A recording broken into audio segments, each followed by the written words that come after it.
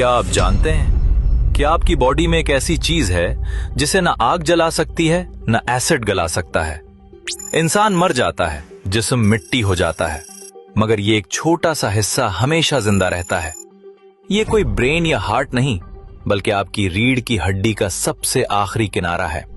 Science इसे coccyx या आम जुबान में टेल बोन कहती है। देखने में ये मटर के दाने जितनी छोटी सी हड्डी बिल्कुल बेकार नजर आती है। मॉडर्न साइंस इसे एक फालतू हिस्सा, वेस्टिजियल ऑर्गन समझती थी, लेकिन हकीकत कुछ और है।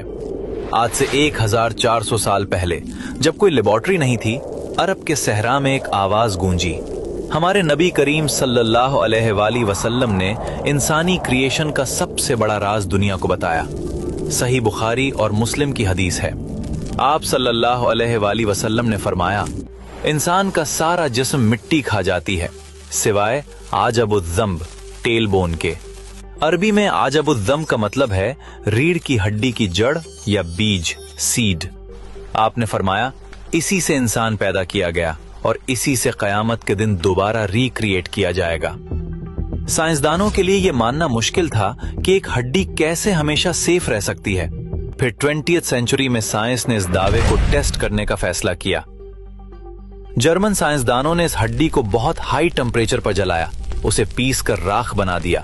लेकिन जब इस राख को माइक्रोस्कोप के नीचे देखा गया तो वो शॉक्ड रह गए। हड्डी के सेल्स जले नहीं थे, बल्कि वो अभी भी जिंदा और एक्टिव थे।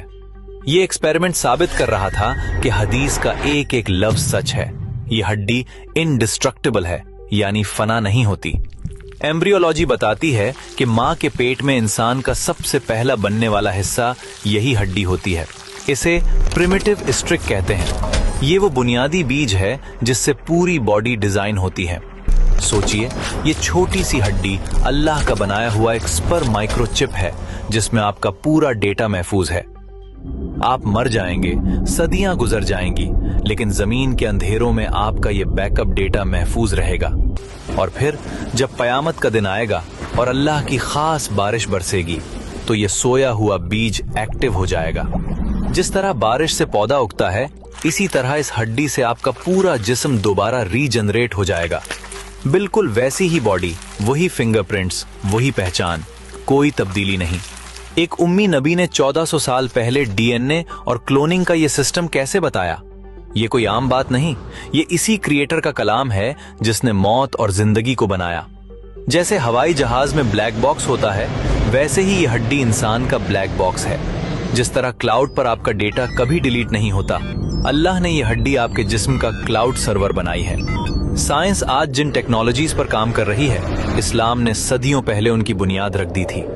आज जब आप बैठें तो महसूस करें, आपकी कमर के निचले हिस्से में कयामत तक का राज छुपा हुआ है। ये सब महज इत्तेफाक, कोइंसिडेंस नहीं हो सकता।